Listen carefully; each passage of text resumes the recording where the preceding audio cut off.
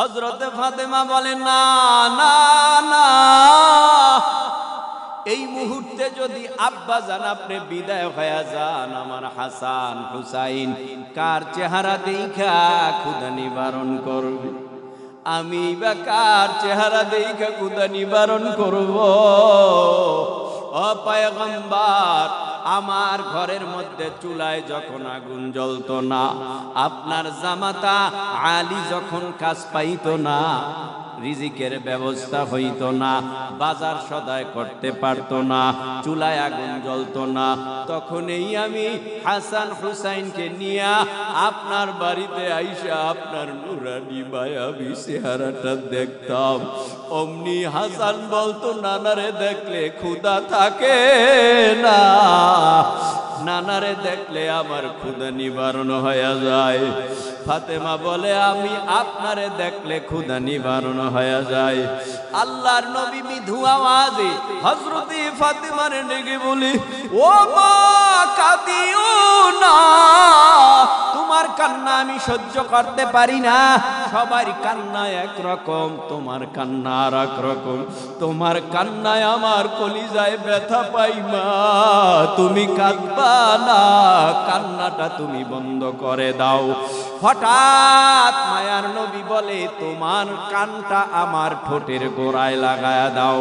ঠোঁটের গোড়ায় কান নিছে, অমনি এই মায়ার নবী কি জানি বলেছে, হঠাৎ অটোমেটিক কান্না বন্ধ হয়ে গেছে। নবী আমার নবীর স্ত্রী হযরতে আয়েশা সিদ্দিকা রাদিয়াল্লাহু তাআলা আনহা বলে, ও ফাতেমা, তুমি তোমার আব্বার কান, তোমার আব্বার মুখের গোড়ায় যখন কান লাগাইলা, কি বলল?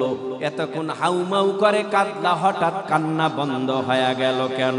বলে, আব্বা জান আমারে একটা সুসংবাদ শুনাইছি, আব্বা জানের মরার 6 মাস পর আমার মৃত্যু হবে, আব্বা জানের সাথে জান্নাতে দেখা হয়ে যাবে। এই জন্য কান্না করি না। এরা নবীর উম্মত, এই তো আজরাইল এসে হাজির হয়ে গেল।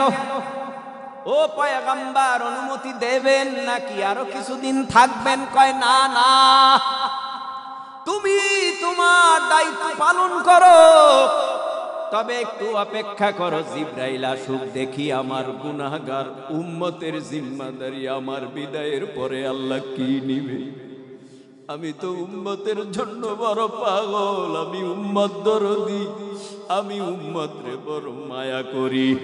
আমার উম্মত তো আমি সারা এতিম, আমার এই এতিম উম্মত আমাকে পাবে না, তো আমার উম্মতের জন্য বড় আমি চিন্তিত। হঠাৎ করিয়া জিবরাইল আমিন আসলেন। ও ভাই জিবরাইল, বিদায় মুহূর্তে দেরি হলো কেন? ও নবী, জান্নাতের সকল দরওয়াজাগুলি আমার নেতৃত্বে সাজাইছি, কারণ আপনি জান্নাত দিয়া প্রবেশ করবেন, এই জন্য সুন্দর পরিপাটি করা লাগছে, সেই জন্য দেরি হয়েছে। নবী আমার ডেকে বলে, রাখো, আমার কথা শোনো, আমি তো বিদায় হয়ে যাব, আজরাইল অপেক্ষা করে। আল্লাহ আমার উম্মতের জিম্মাদারি আমার বিদায়ের পরে কি নিবে? কয়, আপনার উম্মত মরণের আগে যদি 1 বছর আগে তওবা করে, আল্লাহ আপনার ওই উম্মতের জীবনের সব গুনাহ মাফ করে দিবে। নবীর তো খুশি হওয়ার কথা, কিন্তু নবী খুশি হয় নাই। নবী আমার ডেকে বলে, 1 বছর আগে বা পরে আমার উম্মতের জান কবজ হবে, কিন্তু আমার উম্মত কেমনে জানবে, কেমনে বুঝবে? আমার উম্মত জানবে না, বুঝবে না, তওবা করারও সুযোগ পাবে না। আমি এতে খুশি না। আল্লাহর কাছে আবার ফেরত চলে যাবে। আল্লাহর কাছে যাওয়ার সাথে সাথে আবার নবীর কাছে হাজির। নবী বলবেন, কি বার্তা নিয়ে আসছো? জিবরাইল আমিন বললেন, ও পয়গম্বর, নতুন বার্তা হলো, আপনার উম্মত যদি মরণের আগে কালেমা পড়ে, তওবা করে, দুনিয়ার থেকে বিদায় হতে পারে, আমার আল্লাহ ওই উম্মতের জীবনের সব গুনাহ খাতা মাফ করে দিবে। পৃথিবীতে আল্লাহ পাক রব্বুল আলামিন নবী রাসূল পয়গম্বর প্রেরণ করছে কত জানা আছে আপনাদের? নবী রাসূল পয়গম্বর প্রেরণ করেছেন আল্লাহ পৃথিবীর জমিনের মধ্যে বাবা আদম থেকে বিশ্ব নবী মুহাম্মদুর রাসূলুল্লাহ সাল্লাল্লাহু আলাইহি ওয়াসাল্লাম পর্যন্ত লক্ষাধিক নবী রাসূল পয়গম্বর, লক্ষাধিক নবী রাসূল পয়গম্বর পৃথিবীর জমিনের মধ্যে আল্লাহ প্রেরণ করেছেন। প্রথম নবীর নাম পয়গম্বর আদম আলাইহিস সালাম। বলুন, মুখস্থ করে যান, প্রথম নবীর নাম কি? হযরত আদম আলাইহিস সালাম। আদম নবী আমাদের জাতির আব্বা নাকি আদি আব্বা? আদি আব্বা। আদি আব্বার নাম হলো হযরত আদম আলাইহিস সালাম। জমিনের মধ্যে আরেকজন আমাদের আব্বা আছে, যিনি হলেন জাতির আব্বা। মিল্লাতা আবিকুম ইব্রাহিম হুয়া সাম্মাকুমুল মুসলিমিন। মুসলমানের জাতির পিতা, জাতির আব্বার নাম কি? হযরত ইব্রাহিম আলাইহিস সালাম। আরেকজন আছে রুহানি আব্বা, যেই রুহানি আব্বার নাম আমাদের নবী মুহাম্মদুর রাসূলুল্লাহ সাল্লাল্লাহু আলাইহি ওয়াসাল্লাম। আরো একজন আব্বা আছে, যে আব্বা আমাদের জন্মদাতা, যার ঔরসে পৃথিবীর জমিনে এসে পৃথিবীর মুখ দেখি, যার যার আব্বা। মোট কয়জন আব্বা? 4 জন। 5 জনে গেলে বিপদ, 5 জনের দিকে যাওয়া যাবে না, 4 জনেই থাকতে হবে। আমার মূল কথা হচ্ছে নবী রাসূল পয়গম্বর লক্ষাধিক আল্লাহ জমিনের মধ্যে পাঠিয়েছেন। এ যুবক, এ তরুণ, এ কিশোর, এ পর্দার আড়ালের মা বোনেরা, আল্লাহ পাক আদম নবীকে সর্বপ্রথম দুনিয়ার জমিনে পাঠাইয়া সন্তানদেরকে কেমনে চালাইবা, কোন রাস্তায় চালাইবা, জান্নাতের রাস্তায় না জাহান্নামের রাস্তায়, এই জন্য আল্লাহ আসমান থেকে একটা ক্যাটালগ দেয়। ক্যাটালগটার নাম হলো সাহিফা। এটা আসমানি ক্যাটালগ, আসমানি কিতাব। এরকম আসমানি কিতাব আছে 100 খানা। মাত্র কয়েকজন নবীরে আল্লাহ দিয়েছেন। বাকি 4 খানা আসমানি কিতাব আছে। একটার নাম তাওরাত, আর একটার নাম জাবুর, আর একটার নাম ইনজিল, আর একটা মহাগ্রন্থ আল কোরআন। এ যুবক ভাই, মোহাব্বতের নজরে একটু বলো, এই জমিনের মধ্যে সেই আদম নবী এখন জীবিত আছে? কথা কন নাটা একটু জোরে বলেন। জমিনে জীবিত আছে। হযরত ইব্রাহিম আলাইহিস সালাম দুনিয়ার জমিনে জীবিত আছে। ইব্রাহিম নবী নাই, মুসা নবী নাই, দাউদ নবী নাই, ঈসা নবী নাই। যত নবী আলাইহিস সালাম পৃথিবীর জমিনের মধ্যে আগমন করেছে, কোন নবী রাসূল পয়গম্বর এই জমিনের মধ্যে এখন আর জীবিত নাই। সমস্ত নবীরা বিদায়, আদম নবী বিদায় হয়ে গেছে। আসমানি সহিফা তামাম পৃথিবী তালাশ করলেও এখন আর খুঁজে পাওয়া যাবে না। আসমানি সহিফা বিদায় হয়ে গেল, ঈসা নবী বিদায় হয়ে গেল, ইনজিল বিদায় হয়ে গেল, মুসা নবী বিদায় হয়ে গেল, তাওরাত বিদায় হয়ে গেল, দাউদ নবী দুনিয়ার থেকে বিদায় হয়ে গেল, জাবুর বিদায় হয়ে গেল। আমার নবী আজ থেকে 1450 বছর আগে মদিনার রওজা মোবারকে সবুজ গম্বুজের নিচে ঘুমায়। নবীও দুনিয়ার থেকে বিদায় হয়ে গেল 1500 বছর আগে।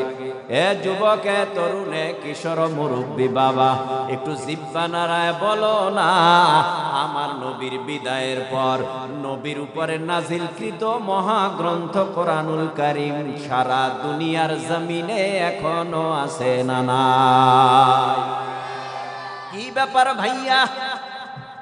ঈসা নবী বিদায়, ইনজিল বিদায়, মুসা নবী বিদায়, তাওরাত বিদায়, দাউদ নবী নবী বিদায়, জাবুর বিদায়, আমার নবী দুনিয়ার থেকে বিদায়ের পরেও কেন কোরআন সারা দুনিয়ার জমিনে আছে?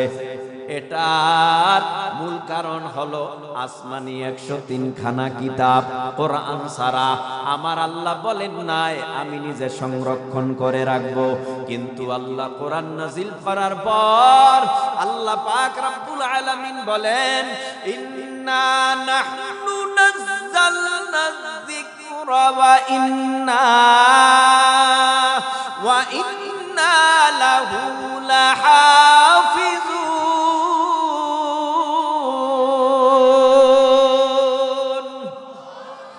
আল্লাহ বলেন নিশ্চয়ই কোরআন নাজিল করেছি আমি আল্লাহ, আর এই কোরআনের হেফাজতের জিম্মাদারিও নিলাম আমি আল্লাহ। 1450 বছর হয়ে গেল কোরআন নাজিলের বয়স। কত বেঈমান এলো আর গেল, কোন বেঈমানরা কোরআনটার ভেতরে ভুল বের করতে পারে নাই।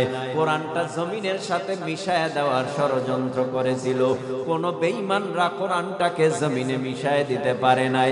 কত পণ্ডিত, কত ইহুদি, কত খ্রিস্টান, কত বেঈমান এই কোরআন রিসার্চ করতে শুরু করলেন কোরআনের মধ্যে ভুল পাওয়া যায় কিনা, কিন্তু কোরআনের মধ্যে কোনো ভুল বের করতে পারে নাই। কারণ আল্লাহ পাক রব্বুল আলামিন এই কোরআন নাজিল কইরা বলেছেন আমি আল্লাহর কালাম, এই কালামের মধ্যে কোনো ভুল নাই, এই কালামের মধ্যে কোনো সন্দেহ নাই। এটা আমার কথাও না, নবীর কথাও না, আল্লাহর কথা। আল্লাহ পাক রব্বুল আলামিন বলেন জালিকাল কিতাবু লা রাইবা ফীহি হুদাল লিল মুত্তাকিন।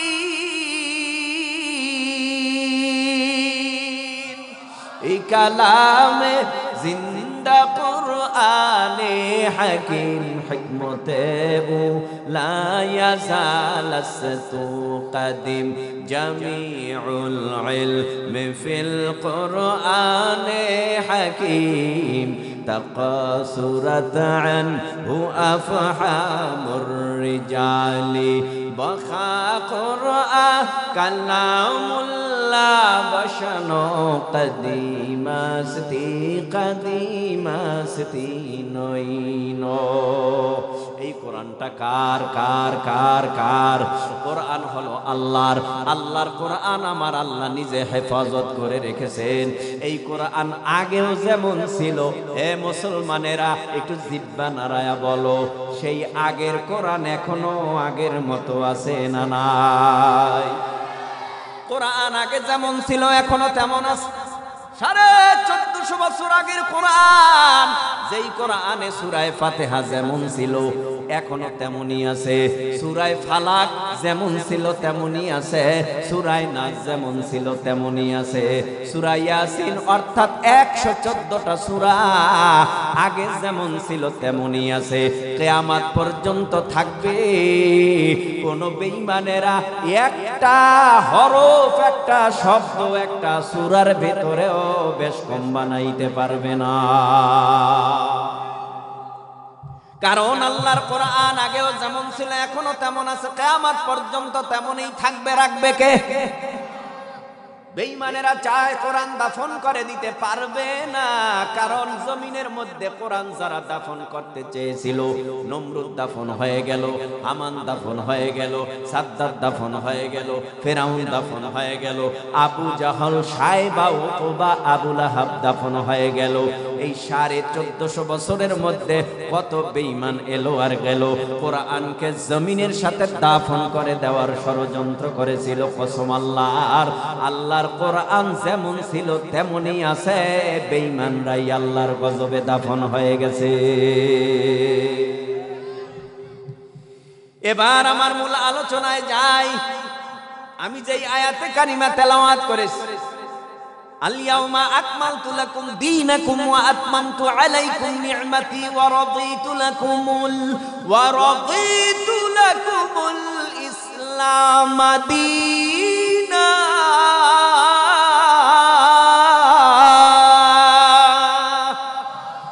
আপনার কাছে খারাপ লাগে? খারাপ লাগলে আল্লাহু আকবার বললে কি গুনাহ হবে? সওয়াব আছে? আল্লাহু আকবারে সওয়াব আছে? সওয়াব লাগে কার কার? একটু হাত দুটো দেখাবেন। এক হাত জাগান কেন, আল্লাহ দিছে দুই হাত, কষ্ট হয়। হ্যাঁ, আল্লাহর কুদরতি ক্যামেরায় আমাদের হাত দুটো উঠলে আপনারা খুশি না? এর উসিলায় আল্লাহ পরকালে আমাদের মাফ করে দিতে পারে। হাত নামান, তাহলে তেলাওয়াতের পরে আল্লাহু আকবার বলবেন ইনশাআল্লাহ। বলেন আল-ইয়াউমা আকমালতু লাকুম দীনাকুম ওয়া আতমামতু আলাইকুম নি'মাতি ওয়া রাদিতু লাকুমুল ইসলাম দীনা।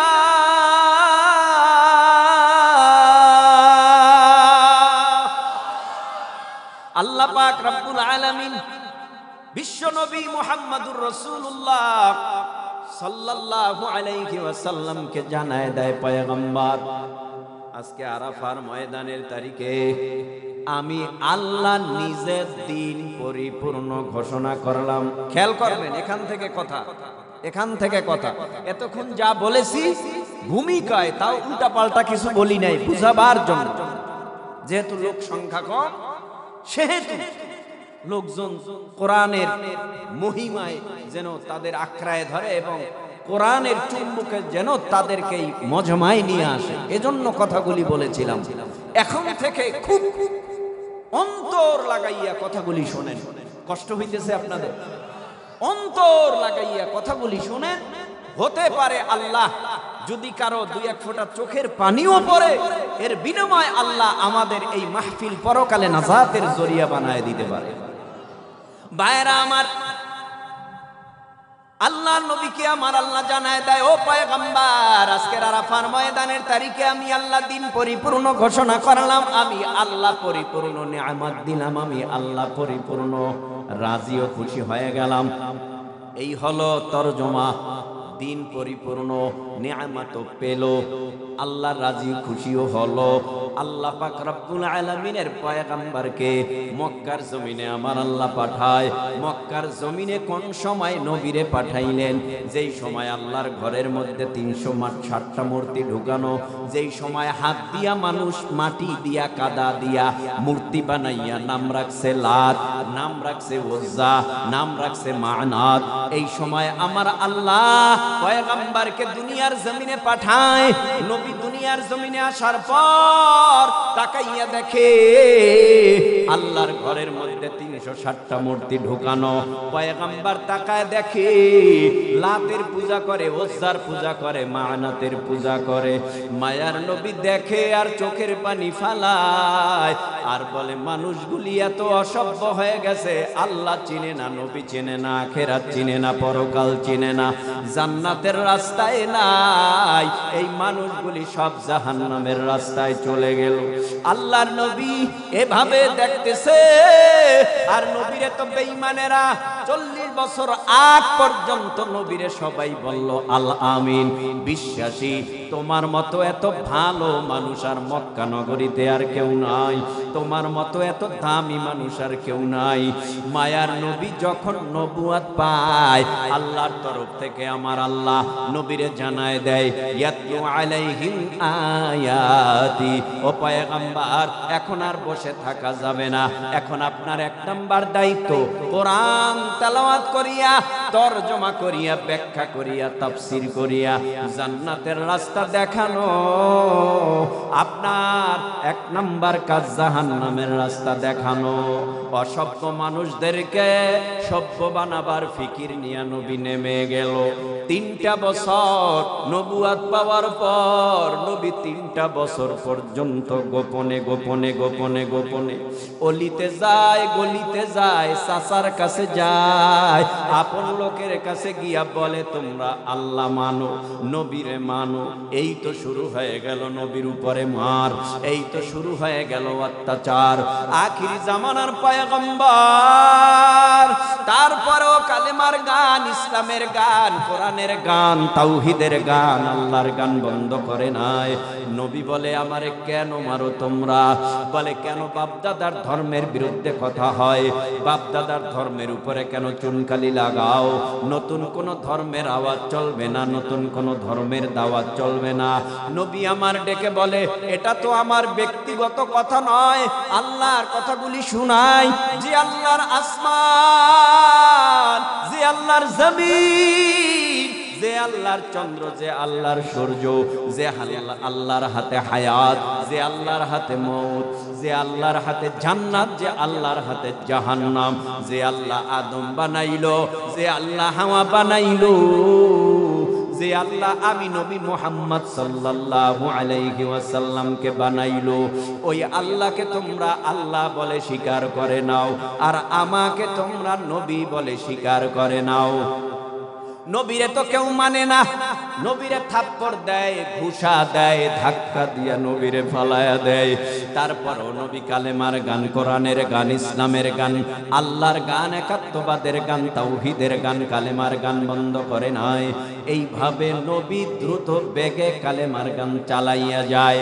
হঠাৎ আবু জাহেল ডেকে বলে, আব্দুল্লাহর ছেলে মুহাম্মদ সাল্লাল্লাহু আলাইহি ওয়া আলিহি ওয়াসাল্লাম, তোমাকে ভালো করে জানি আমরা, তোমাকে ভালো করে চিনি, খবরদার নতুন ধর্মের দাওয়াত চলবে না। আল্লাহর নবী চোখের পানি ফালায়া কান্নার আওয়াজ দিয়া বলে, ও ভাই, ও চাচা, ও আমার কওমের লোকেরা, তোমরা আমার উপরে কেন চড়াও হও? তোমরা কেন আমার উপরে এত অত্যাচার করো? আমি তো খারাপ কোনো কথা বলি না, আমি তো কালেমার কথা, ইসলামের কথা, কোরআনের কথা, তাওহীদের কথা, এক আল্লাহর কথা শোনাই, কেন তোমরা আমাকে বাধা দাও? এই বলার পর আবু জাহাল নবীর উপরে চড়াও এমন ভাবে হইল, নবীর রাস্তা পর্যন্ত বন্ধ করে দিল, খানা পর্যন্ত বন্ধ করে দিল, জানেন আপনারা, বাজার পর্যন্ত বন্ধ করে দিল, রাস্তায় ঢুকতে দেয় না, বাড়ির থেকে নামতে দেয় না, ঘরের থেকে নামতে দেয় না, এমন অবস্থা হয়ে গেল। আর দেরি করে নাই, রহমাতুল লিল আলামিনকে এবার মারার জন্য সবাই তৈয়ার হয়ে গেল। রহমাতুল লিল আলামিনকে মারে, তারপরেও কালেমার গান, কোরআনের গান, ইসলামের গান বন্ধ করে না। লম্বা কথা। এরপরে নবী চলে গেল মদিনায়। মদিনার মানুষগুলি মায়ার নবী রহমাতুল লিল আলামিনের জন্য পাগল। যেদিন নবী মক্কা ছাইরা মদিনায় যায়, ওই কেন গেল মক্কা ছাইরা মদিনায়? আবু জাহেল আমার নবীর ঘরের চতুর্দিক অবরোধ করে রাখছে। আবু জাহেল সহ যুব সমাজের হাতে বড় বড় অস্ত্র, ধারালো অস্ত্র নিয়ে দাঁড়ায় রয়েছে। নবীর ঘরের চতুর্দিক অবরোধ করা। রহমাতুল লিল আলামিন মুহাম্মাদুর রাসূলুল্লাহ সাল্লাল্লাহু আলাইহি ওয়াসাল্লাম এবার হযরতে আলী রাদিয়াল্লাহু তাআলা আনহু ওই সময় আল্লাহর পয়গম্বরের কাছে, অন্যদিকে জিবরাইল আমিন এসে নবীরে ডেকে বলে, ও পয়গম্বর, আর দেরি নয়, মক্কার জমিনে আপনার জন্মভূমিতে আপনি আর থাকতে পারবেন না, তাড়াতাড়ি মক্কা ছাইরা আপনার এখন এই মদিনায় যাওয়া লাগবে। মক্কা ছেড়ে মদিনায় যাওয়া লাগবে। মক্কা ছেড়ে যেদিন নবী আমার মদিনায় যায়, ওই দিন মায়ার নবী 3 দিনের অনাহারী। 3 দিন পর্যন্ত কিছু খায় নাই। প্রথম দিন, দ্বিতীয় দিন, তৃতীয় দিন খানা খায় না। ইতিহাস লম্বা, আপনারাও জানেন। নবীর পেটের ভিতরে শীতল পাথর বেঁধে থাকে। কারণটা কি জানি? ক্ষুধাটা একটু লাঘব হয়, ক্ষুধা নিবারণ হয়। আখিরি জামানার পয়গম্বর ঘর থেকে বের হওয়ার আগে হযরতে আলীকে ডেকে বল, ও আলী, তুমি কি পারবা আমার চাদরটা মুড়ি দিয়ে আমার বিছানায় একটু ঘুমায়া থাকতে? হযরতে আলী চোখের পানি ফালায়া কান্না করে আর বলে, ও পয়গম্বর, আপনার জন্য আমি জীবনও দিতে তৈয়ার। বেঈমানেরা আপনাকে মারবে আর আমি সেটা তাকাইয়া দেখব, হতে পারে না। বেঈমানরা আপনি বুঝিয়া যদি আমাকে পায়, আমাকে মেরে ফেলুক, সুযোগে আপনি বের হয়ে যান। লম্বা ইতিহাস। নবী আমার হাতের মুঠায় কিছু ধুলা বালু লইয়া সূরা ইয়াসিনের কিছু অংশ প্রথম থেকে তেলাওয়াত করিয়া ধুলা বালুর মধ্যে ফুঁক দিল। অমনি ধুলা বালুগুলো চক্ষু অন্ধ হয়ে যাওয়ার মেডিসিন হয়ে গেল। আস্তে করে মায়ার নবী বেঈমানদের ধাক্কা দিয়া বের হয়ে গেল। আস্তে আস্তে মায়ার নবী সামনে আগায়। কদম বাড়াইতে পারে না, পিছনের দিকে ফিরিয়া ফিরিয়া ফিরিয়া ফিরিয়া তাকায়। খানায় কাবা কালা গেলাফওয়ালা ঘর, আল্লাহর ঘরের দিকে তাকাইয়া কাঁদে, আবার সামনে যায়, আবার ভয়। বেঈমানেরা তীর তাক করে আছে, হাতের মধ্যে অস্ত্র পেলেই তো মেরে ফেলবে। রাখে আল্লাহ, মারে কে? মারে আল্লাহ, রাখে কে?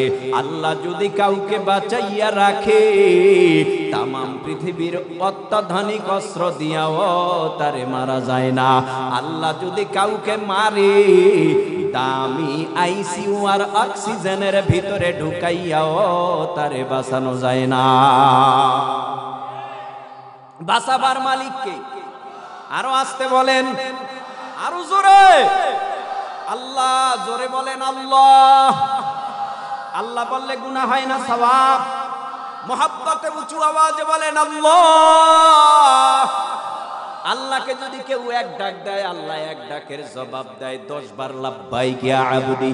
এমন মায়ার দুনিয়ায় কেউ আছে? কথা কয় না। আরে মা, দুনিয়ার জমিনের মধ্যে মার মতো মায়াওয়ালা আর কেউ নাই। মা যদি আওয়াজ শুনে তো মা সাড়া দিবে, না শুনলে সাড়া দিবে না। কিন্তু আমার আল্লাহ এমন আল্লাহ, সকাল বেলা ডাকলা সাড়া পাইবা, দুপুরে ডাকবা সাড়া পাইবা, রাত্র বেলা ডাকবা সাড়া পাইবা। যখন সবার দরওয়াজা বন্ধ হয়ে যায়, জজ কোর্ট, সুপ্রিম কোর্ট, হাইকোর্ট, আদালতের দরওয়াজা বন্ধ, এ জমিনের মধ্যে টাকাওয়ালা, বাড়িওয়ালা, গাড়িওয়ালা সকলের দরওয়াজা যখন বন্ধ হয়ে যায়, তখন যদি উইঠা আল্লাহর কুদরতে কদমে তাহাজ্জুদে সেজদা দিয়া কান্নার আওয়াজ দিয়া বলো, আল্লাহ মিথ্যা মামলার আসামি খালাস করিয়া দাও, কসম আল্লাহর ওই গভীর রাত্রে তোমার কান্নার আওয়াজে তুমি খালাস পেয়ে যাইবা। তদবির লাগবে না, কারো কাছে দৌড়ানো লাগবে না। যদি মামলাটা মিথ্যা হয়, চোখের পানি মামলা খালাস করার জন্য যথেষ্ট। টাকা নাই, পয়সা নাই, ইজ্জত নাই। আরে ভাই, ইজ্জত পাওয়ার জন্য তো কত মানুষ রাস্তায় রাস্তায় ঘোরে, সালাম পাওয়ার জন্য কত মানুষ রাস্তায় রাস্তায় ঘোরে। আবার সালাম না দিলে চান্দি গরম, মাথা গরম, মেজাজ গরম। তুই আমারে সালাম দিলি না কেন? সালাম পাওয়ার আশায় ঘোরে অনেকে, সালাম পায় না এজন্য মাথা গরম। ও ভাই, চাইলে কি সালাম পাওয়া যায়? চাইলে কি ইজ্জত পাওয়া যায়? ইজ্জত কাউকে একজনকে তুমি দিবা তো ইজ্জত পাবা, সালাম দিলে না সালাম পাবা। ইচ্ছা করে সবকিছু হয় না, আল্লাহ যাকে দেয় সেই পায়। ইজ্জত কে দেয়? আল্লাহু আকবার। পয়গম্বর আরবি যাইতে যাইতে হঠাৎ করে আবু বকরের ঘরের দরওয়াজার কিনারায় গিয়ে হাজির হয়ে গেল। ডাক দেয় না, দরওয়াজা টোকা মারছে। আবু বকরের দরওয়াজা হঠাৎ করে খুলে গেল। নবী বলে, আবু বকর ব্যাপারটা কি, এত তাড়াতাড়ি দরজা খুললো কিভাবে? আবু বকর বলে, নবী দরজা খুলবে না তো কি করবে? আমার মধ্যে তো ভয়, বেঈমানেরা আপনাকে কি অবস্থা করে। আমি তো ঘুমাই না, পিঠটা এই দরওয়াজার সাথে হেলান দিয়া লাগাইয়া, কানটা সজাগ করিয়া জবানে আল্লাহর নামের জিকির করতে থাকি। এটা একদিন দুই দিন না,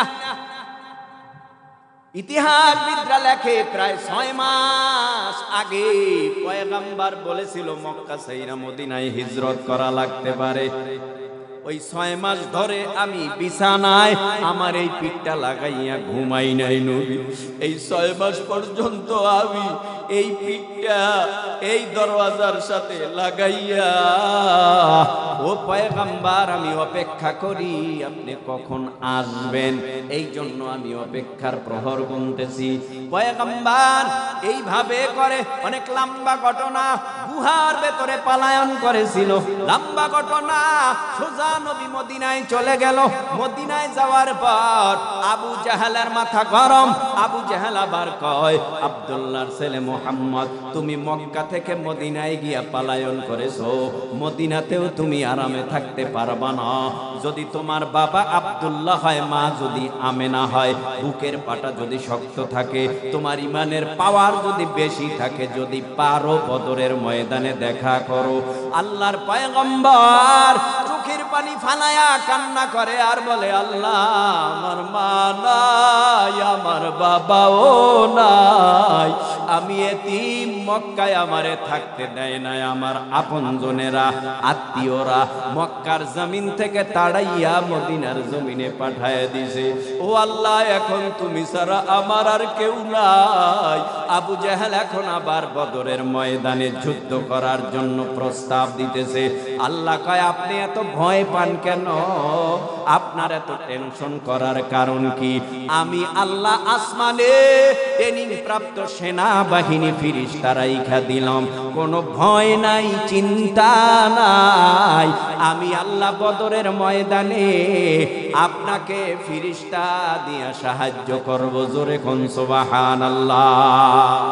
আখিরি জামানার পয়গম্বর 313 জন মুসলমান নিয়ে বদরের ময়দানে হাজির হয়ে গেল। বদরের ময়দানে হাজির হওয়ার পর বেঈমান নজর করে তাকায়, দেখে মুসলমান হাজির হয়ে গেছে 313। ওইদিকে বেঈমানদের সংখ্যা হলো 1000 প্লাস। মুসলমানের হাতে দুটো তলোয়ার, দুটো ঘোড়া ছাড়া আর কিছু নাই।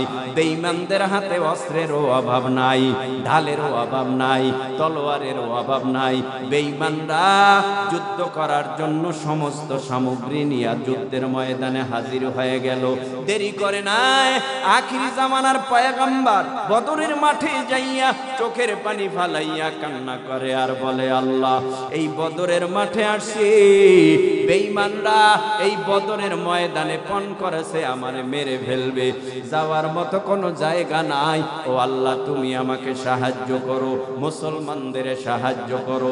এই 313 জন মুসলমান বানাইতে কত রক্ত ঝরানো লেগেছে, এই 313 জন মুসলমান বানাইতে কত না খাইয়া থাকা লেগেছে, এই 313 জন মুসলমান বানাইতে বেঈমানের হাতে কত লাঞ্ছিত হওয়া লেগেছে। ও আল্লাহ, তুমি আমাদেরকে সাহায্য করো, আমাদের হাত খালি, অস্ত্র নাই। আল্লাহ বলে, অস্ত্রের দরকার নাই। মুসলমানেরা আল্লাহু আকবারের তাকবীরের আওয়াজ দাও, দেখবা বেঈমানেরা ইঁদুরের মতো গর্তে পালাতে বাধ্য হয়ে যাবে। ঠিক কিনা? নবী আমার তাই করলেন। যুদ্ধ শুরু হয়ে গেছে, বেঈমানেরা পালাইতে বাধ্য হয়ে গেছে।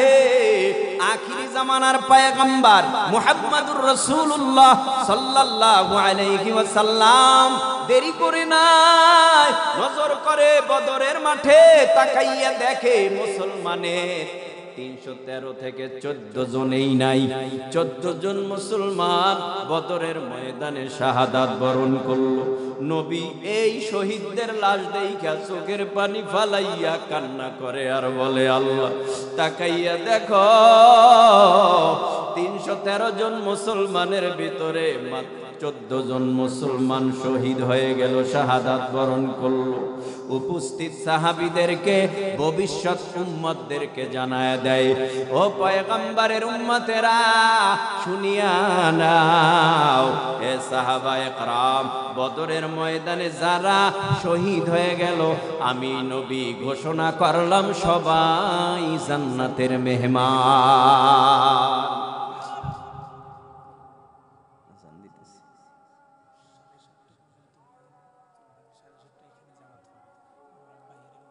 আল্লাহ, কষ্ট হচ্ছে তো বয়ান চলতে থাক, বাহিরের মাইক বন্ধ করে দেন, 7:30 পর্যন্ত চলুক। আপনারা যদি সময় দেন আমিও দিব। কষ্ট হয় আপনাদের? আরে একটু আওয়াজ দেন, কষ্ট হয়? একটু আল্লাহু আকবার বলেন। আল্লাহু আকবারের সওয়াব আছে, জোরে বলেন আল্লাহু আকবার। বাইরা আমার পয়গম্বর আরবি সাল্লাল্লাহু আলাইহি ওয়াসাল্লাম আবার মদিনায় অল্প দিনের ব্যবধানে মায়ার নবীর দলে লোক হয়ে গেল প্রায় 10,000। নবীর দলে একজনও ছিল না, হইল 313। সেখান তো 14 জন মাইনাস হয়ে গেল, রইল কত? 299। ঠিক না? ওই 299 থেকে আবার শুরু হয়ে গেল মুসলমান হওয়া। অল্প দিনের ব্যবধানে মুসলমানের সংখ্যা হয়ে দাঁড়ালো প্রায় 10,000। আল্লাহ পাক নবীরে বলে, যাইবেননি আপনি নবী একটু আপনার মার দেশে, যাইবেননি বাবার দেশে, একটু মনটা টানেনি জন্মভূমিতে, মাতৃভূমিতে। নবী খুশির সাথে চোখের পানি ভালায় আর বলে, আল্লাহ আপনি যদি অর্ডার করেন আর দেরি করব না, এখনই গিয়া বাবার দেশে আমি হাজির হয়ে যাব। আল্লাহর পয়গম্বরকে আল্লাহ বলেন, নবী ভয় নাই, আমি তো আছি, আপনি এখনই রওনা করেন, রওনা করেন। নবী রওনা করলেন, সাথে একজন দুইজন না, এখন নবীর সঙ্গে 10,000 মুসলমান। নবী এবার মার্চ করতে করতে মক্কার দিকে আগাইতেছে। মক্কার দিকে আগায়, বেঈমানদের কানে আওয়াজ গেছে, মুসলমানের নেতা মুহাম্মদ সাল্লাল্লাহু আলাইহি ওয়াসাল্লাম 10,000 মুসলমান নিয়ে মক্কা দখল করার জন্য আসতেছে। ও ভাই, 10,000 মুসলমান কম না। আল্লাহর পয়গম্বরের সাহাবী হযরতে ওমর, আল্লাহর পয়গম্বরের সাহাবী হযরতে আবু বকর, আল্লাহর পয়গম্বরের সাহাবী হযরতে আলী, আল্লাহর পয়গম্বরের সাহাবী হযরতে বেলাল, উসমান, এরকম প্রমুখ 10,000 সাহাবা একরামের কাফেলা এবার মক্কার দিকে ঢুকতেছে। বেঈমানরা কয়, রুখে দিতে হবে, বাধা দিতে হবে, না হলে ওরা ঢুকে পড়বে, আমাদের ঘর বাড়ি দখলে নিয়ে যাবে, উপায় নাই। কয়, না পারবা না। কেন পারবো না? আমরা তো তাদের থেকেও সংখ্যায় বেশি, অস্ত্র বেশি, জনবল মনোবল ভাঙ্গিও না, আমরা সবাই আছি, ভয় নাই। এবার একজন বেঈমান ডেকে বলে, বাধা দিবি, ওই কাফেলা পারবি না। ওই কাফেলার মধ্যে হযরতে উমর, ওই কাফেলার মধ্যে নবীর সাহাবী বেলাল, আবু বকর, উসমান, আলী, পারবি না ওই কাফেলা বাধা দিতে। কয়, যদি উমর থাকে তো কাফেলা বাধা দেওয়া যাবে না। না না না, যে যেখানে পারো সেখানেই ভাগো। এবার ভাগতে আরম্ভ করলো। আবার কিছু লোক চিন্তা করলো, যদি নবীর আচরণ দেখি মক্কায় আইসা ভালো, তো আমরা গিয়া তার কাছে কালেমা পড়ে মুসলমান হয়ে যাব। আর যদি দেখি আচরণ খারাপ, আদর্শ খারাপ, তাহলে আর মক্কায় থাকবো না, মক্কা থেকে কোথাও দূরে দেশান্তরিত হয়ে যাব। নবী আমার মক্কায় ঢুকছে, মক্কায় ঢুইকা নবী আমার ভাষণ দিতেছে, ও সাহাবা একরাম, তোমরা সবাই হাজির আছো, তবে সাবধান, দুর্বলের উপরে আঘাত করার দরকার নাই, শিশুদের উপরে আঘাত করবা না, নারীদের উপরে আঘাত করবা না। আমি নবী ভাষণ দিতেছি, তোমরা সবাই ভাষণটা শোনো। এবার মক্কার মানুষদেরকে নবী আমার কি সম্বোধন করে ডাকলেন, এ মক্কার জমিনের মানুষেরা, আমাকে মারতে তোরা কম মারো না, আমার জন্মভূমিতে আমারে থাকতে দাও না, আমারে মারছো, রক্ত ঝরাইছো, তারপরেও আমি তোমাদের উপরে আজকে রাগ নয়, গোসা নয়। আমি নবী ভালো কইরা জানি, তোমরা কেউ আমার বাবার আত্মীয়, তোমরা কেউ আমার দাদার আত্মীয়, তোমরা কেউ আমার বিবি সাহেবার আত্মীয়, তোমরা কেউ বা আমার চাচার আত্মীয়, বংশীয় আত্মীয়, তোমরা কেউ বা আমার নিজের আত্মীয় স্বজন। তবে আমি নবী কারো এই মক্কার জমিনে প্রতিশোধ নেওয়ার জন্য আসি নাই। আমি নবী সবাইরে সাধারণ ক্ষমা করে দিলাম। ক্ষমার আওয়াজ পাইয়া একদল বেঈমানেরা ভাগে, আর একদল বেঈমানেরা লাইন দিয়া নবীর কাছে যায়। নবীর কাছে যাইয়া নবীরে কয়, নবী, জীবনে যত অন্যায় অপরাধ ভুল করেছি আমরা তাওবা করার জন্য এসেছি, আল্লাহ কি আমাদের গুনাহ মাফ করবে? আল্লাহ কি আমাদেরকে পরকালে নাজাতের ব্যবস্থা করবে? আল্লাহ কি পরকালে জাহান্নামে দিবে নাকি আমাদের জান্নাত দিবে? ও নবী, আপনি একটু আমাদেরকে কালেমা পড়ে মুসলমান বানায় দেন। আস্তে আস্তে করে যাকে যাকে কাতারে কাতারে নবীর কাছে যাইয়া নবীর বরকতি হাতে হাত লাগাইয়া বেঈমানরা কালেমা পড়ে মুসলমান হয়ে গেল। অল্প দিনের ব্যবধানে মুসলমানের সংখ্যা হয়ে দাঁড়ালো ১.৫ লক্ষ। অল্প দিনের ব্যবধানে মুসলমানের সংখ্যা ১.৫ লক্ষ। পয়গম্বর আরাফার ময়দানে হাজির, লক্ষাধিক সাহাবায়ে কেরামের ঢল। আমার নবী এবার ভাষণ দিবেন, বিদায় হজের ভাষণ। এরপরে আর নবী ভাষণ দিতে পারবে না, হজ পালন করতেও পারবে না। এটাই শেষ, এটাই বিদায়। সাহাবায়ে কেরামদেরকে মায়ার নবী ডেকে বলেন, এ সাহাবায়ে কেরাম, মায়ার নবী ও আরাফার ময়দানে নিজে বয়ান করতেছে, বক্তব্য দিতেছে। আল্লাহর কি কুদরত, মাইক নাই, হ্যান্ড মাইকও নাই। কেমনে নবী বলে? নবীজি জবান দ্বারা কথা বলে। এই ১.৫ লক্ষ মানুষের ভেতরে একজন মানুষও অভিযোগ দিতে পারে না নবীর বিদায় হজের ভাষণ শুনি নাই। সুবহানাল্লাহ, আরো আস্তে বল। এটাও নবীর বড় এক মুজিজা। আর আমগো মাইক খারাপ হইলে আর কথা কইতে পারি না, ঠিক না? আর আমাদের মাইকের আওয়াজও বহু দূরে যায় না। বলেন না, ১.৫ লক্ষ সাহাবায়ে কেরাম, কত বড় একটা মজমা। আল্লাহর নবী নিজে বক্তব্য দেয়, সবাই বক্তব্য শুনে। এবার সবাই বক্তব্য শুনতেছে। আল্লাহ যেই দায়িত্ব দিয়ে আমারে দুনিয়ায় পাঠাইছে, দায়িত্বটা কি তোমাদেরকে পুরাপুরি পৌঁছায় দিতে পারছি কিনা বলো। সাহাবায়ে কেরাম বলেন, পয়গম্বর, দায়িত্ব পালন করতে আপনি কৃপণতা করেন নাই, দায়িত্ব বুঝায় দিছেন।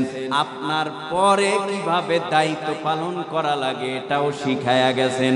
ঠিক পয়গম্বর মুহাম্মদুর রাসূলুল্লাহ সাল্লাল্লাহু আলাইহি ওয়াসাল্লাম এবার খুশি হয়ে গেল।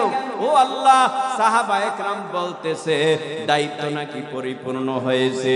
এবার নবীর দোনো হাতের শাহাদাত আঙ্গুল দুটো আসমানের দিকে উঠাইয়া আল্লাহকে সাক্ষী রেখে বলে, আল্লাহুম্মা শাহাদ, আল্লাহুম্মা শাহাদ, আল্লাহুম্মা শাহাদ। আল্লাহ আপনি সাক্ষী থাকেন। লক্ষাধিক সাহাবায়ে কেরাম বলতেছে, আমাকে যেই দায়িত্ব দিয়া দুনিয়ায় পাঠাইছে, এই দায়িত্বটা নাকি ঠিকভাবে আমার দ্বারা পালন হয়েছে। আল্লাহ পাক জিবরাইলরে বলে, ও জিবরাইল, আর দেরি করিও না, তাড়াতাড়ি মায়ার নবীকে গিয়া সান্ত্বনার বাণী শোনাও। নবীর কাছে আইসা জিবরাইল আমিন হাজির হয়ে গেল। নবীকে ডেকে বলে, পয়গম্বর, এই জমিনের মধ্যে কোন নবীর দ্বারা আমার আল্লাহ দিন পরিপূর্ণ ঘোষণা করেন নাই। আদম নবী, ইদ্রিস নবী, শীষ নবী, নূহ নবী, ইব্রাহিম নবী, ঈসা নবী, যত নবী আছে নবী আপনি ব্যতীত কোন নবীর দ্বারা আল্লাহ দিন পরিপূর্ণ ঘোষণা করেন নাই। আজকের আরাফার ময়দানের তারিখে আমার আল্লাহ আপনার কাছে আয়াত নিয়ে, কোরআনের আয়াত নিয়ে পাঠাইছে। কি আয়াত? আল্লাহ বলে, আল ইয়াউমা আকমালতু লাকুম দীনাকুম ওয়া আতমামতু আলাইকুম নি'মাতি ওয়া রাদিতু লাকুমুল ইসলাম দীনা।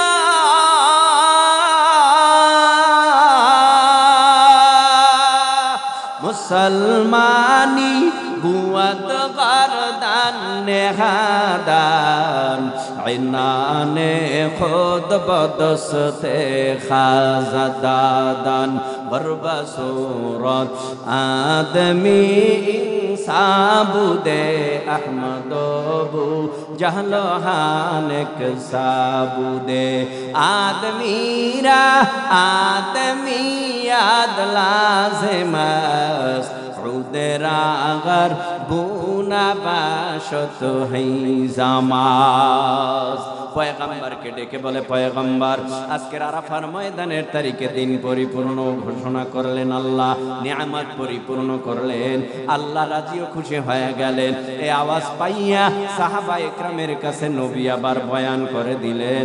সাহাবায়ে কেরাম আনন্দ উল্লাস। লক্ষাধিক সাহাবায়ে কেরাম বলে, বিশ্ব নবীর দ্বারা দিন পরিপূর্ণ হয়ে গেছে। আলহামদুলিল্লাহ আলহামদুলিল্লাহ সবাই আনন্দ করে।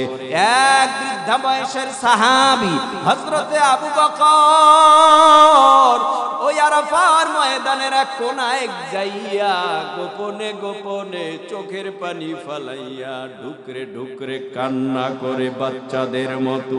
কি ব্যাপার আবু বকর, আপনি কাঁদেন কেন? সবাই খুশি, হাসি খুশি আনন্দ, নবীর দ্বারা দিন পরিপূর্ণ হয়ে গেছে, আপনারও তো আনন্দ করা দরকার, আপনি কাঁদেন কেন?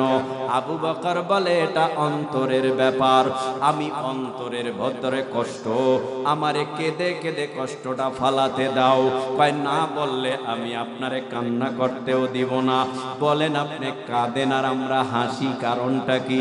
কয় বুঝবা না, নবীর দ্বারা দিন পরিপূর্ণ হয়ে গেছে, তার মানে আল্লাহ ইঙ্গিত দিয়া বুঝায় বেশি দিন মায়ার নবী তোমাদের মাঝে আর থাকবে না, নবী দুনিয়ার থেকে বিদায় হয়ে চলে যাবে।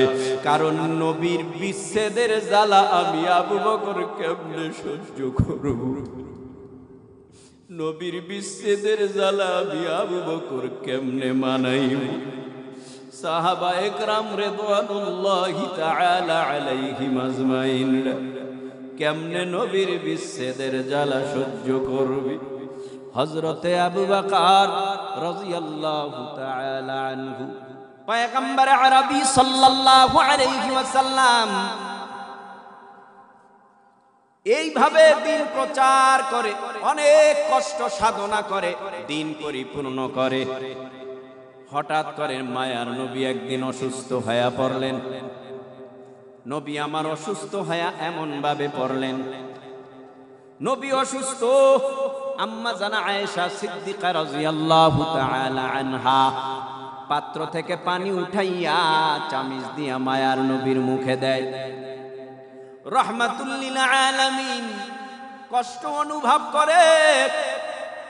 হযরতে ফাতেমা রাদিয়াল্লাহু তাআলা আনহা মায়ার নবীর কাছে বসা,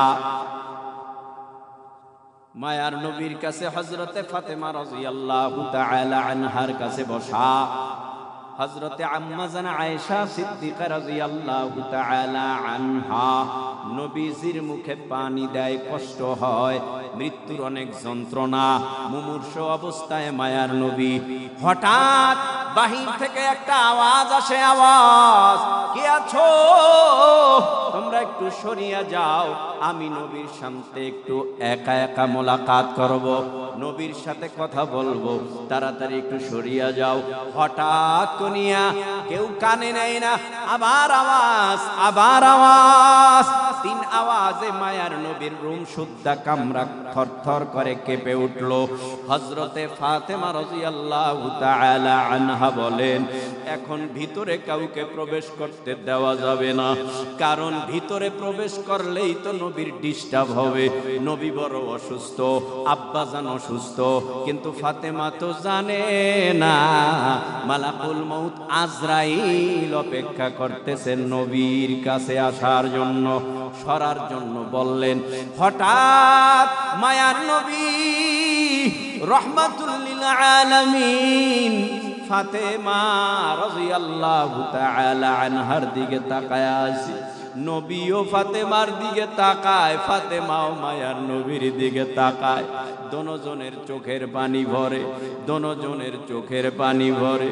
হঠাৎ করে মায়ার নবীর কাছে জিজ্ঞেস করে, হা ফাতেমা রাদিয়াল্লাহু তাআলা আনহা, ও আব্বাজান, ইতিপূর্বে কোনদিন এমন আওয়াজ আমাদের বাড়ির মধ্যে পাই নাই, আজকে কে আওয়াজ দেয়? ও আব্বাজান, আমার মনে বড় জানতে ইচ্ছে করে।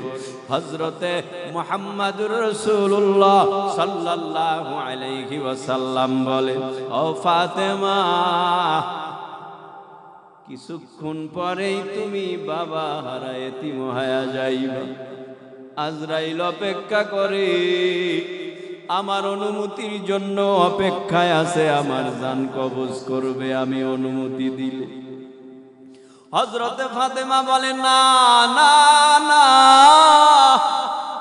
এই মুহূর্তে যদি আব্বা জান আপনি বিদায় হয়ে যান, আমার হাসান হুসাইন কার চেহারা দেখা ক্ষুধা নিবারণ করবে? আমি বা কার চেহারা দেখা ক্ষুধা নিবারণ করব? ও পয়গম্বর, আমার ঘরের মধ্যে চুলায় যখন আগুন জ্বলতো না, আপনার জামাতা আলী যখন কাজ পাইতো না, রিজিকের ব্যবস্থা হইতো না, বাজার সদাই করতে পারতো না, চুলায় আগুন জ্বলতো না, তখনই আমি হাসান হুসাইনকে নিয়ে আপনার বাড়িতে আইসা আপনার নুরানি মায়াবী চেহারাটা দেখতাম। অমনি হাসান বলতো, নানারে দেখলে ক্ষুধা থাকে না, নানারে দেখলে আমার ক্ষুধা নিবারণ হয়ে যায়। ফাতেমা বলে, আমি আপনারে দেখলে ক্ষুধা নিবারণ হয়ে যায়।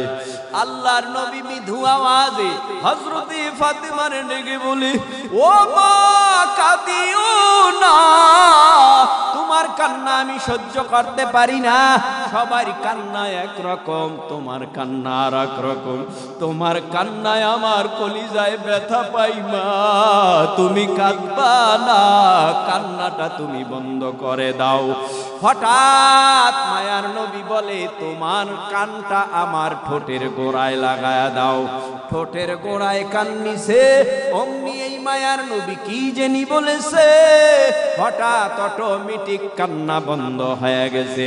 নবী আমার নবীর স্ত্রী হযরতে আয়েশা সিদ্দিকা রাদিয়াল্লাহু তাআলা আনহা বলে, ও ফাতেমা, তুমি তোমার আব্বার কান, তোমার আব্বার মুখের গোড়ায় যখন কান লাগাইলা, কি বলল? এতক্ষণ হাউমাউ করে কাঁদলা, হঠাৎ কান্না বন্ধ হয়ে গেল কেন?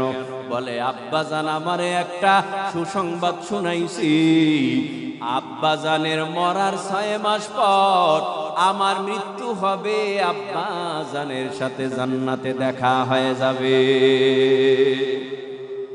এই জন্য কান্না করি না। এরে নবীর উম্মত, এই তো আজরাইল এসে হাজির হয়ে গেল। ও পয়গম্বর, অনুমতি দেবেন নাকি আরো কিছুদিন থাকবেন? কয়, না না, তুমি তোমার দায়িত্ব পালন করো, তবে একটু অপেক্ষা করো, জিবরাইল আসুক, দেখি আমার গুনাহগার উম্মতের জিম্মাদারি আমার বিদায়ের পরে আল্লাহ কি নিবে। আমি তো উম্মতের জন্য বড় পাগল, আমি উম্মত দরদি, আমি উম্মতরে বড় মায়া করি। আমার উম্মত তো আমি সারা এতিম, আমার এই এতিম উম্মত আমাকে পাবে না, তো আমার উম্মতের জন্য বড় আমি চিন্তিত। হঠাৎ করিয়া জিবরাইল আমিন আসলেন। ও ভাই জিবরাইল, বিদায় মুহূর্তে দেরি হলো কেন? ও নবী, জান্নাতের সকল দরওয়াজাগুলি আমার নেতৃত্বে সাজাইছি, কারণ আপনি জান্নাত দিয়া প্রবেশ করবেন, এই জন্য সুন্দর পরিপাটি করা লাগছে, সেই জন্য দেরি হয়েছে। নবী আমার ডেকে বলে, রাখো, আমার কথা শোনো, আমি তো বিদায় হয়ে যাব, আজরাইল অপেক্ষা করে। আল্লাহ আমার উম্মতের জিম্মাদারি আমার বিদায়ের পরে কি নিবে? কয়, আপনার উম্মত মরণের আগে যদি 1 বছর আগে তওবা করে, আল্লাহ আপনার ওই উম্মতের জীবনের সব গুনাহ মাফ করে দিবে। নবীর তো খুশি হওয়ার কথা, কিন্তু নবী খুশি হয় নাই। নবী আমার ডেকে বলে, 1 বছর আগে বা পরে আমার উম্মতের জান কবজ হবে, কিন্তু আমার উম্মত কেমনে জানবে, কেমনে বুঝবে? আমার উম্মত জানবে না, বুঝবে না, তওবা করারও সুযোগ পাবে না। আমি এতে খুশি না। আল্লাহর কাছে আবার ফেরত চলে যাবে। আল্লাহর কাছে যাওয়ার সাথে সাথে আবার নবীর কাছে হাজির। নবী বলবেন, কি বার্তা নিয়ে আসছো? জিবরাইল আমিন বললেন, ও পয়গম্বর, নতুন বার্তা হলো, আপনার উম্মত যদি মরণের আগে কালেমা পড়ে, তাওবা করে, দুনিয়ার থেকে বিদায় হতে পারে, আমার আল্লাহ ওই উম্মতের জীবনের সব গুনাহ খাতা মাফ করে দিবে। মায়ার নবী এবার খুশি হয়ে গেল, আমার উম্মতের জিম্মাদারি আমার আল্লাহ নিয়েছে, আমার কোনো চিন্তা নাই, টেনশন নাই, আমার কোনো ভয় নাই। আর দেরি নয়, হে আজরাইল তোমার কাজ তুমি সমাধা করো। বাস শুরু হয়ে গেল। এবার আজরাইল আলাইহিস সালাম বুকের উপরে নবীর হাত রেখেছে। আজরাইল আলাইহিস সালাম কে আমার নবী বলে, হাত উঠাও, কথা শোনো আজরাইল রে, এত কষ্ট দিও না মোর উম্মত রে, এত কষ্ট দিও না মোর উম্মত রে। এ জীবনে না করিলাম আমরা বন্দেগী, গুনাহ করে কাটাইলাম জিন্দেগী। সকলেরই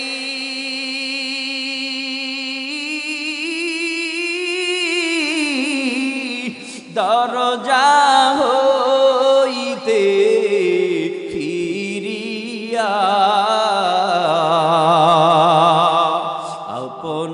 আপনারি দরজায় রইলাম বসিয়া।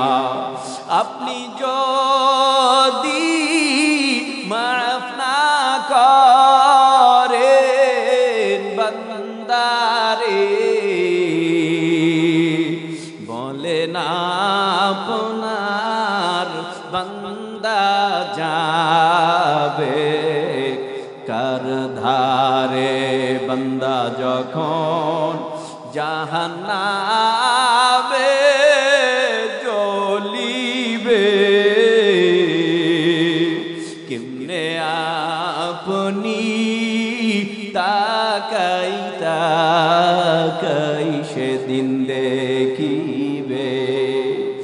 আপন হাতে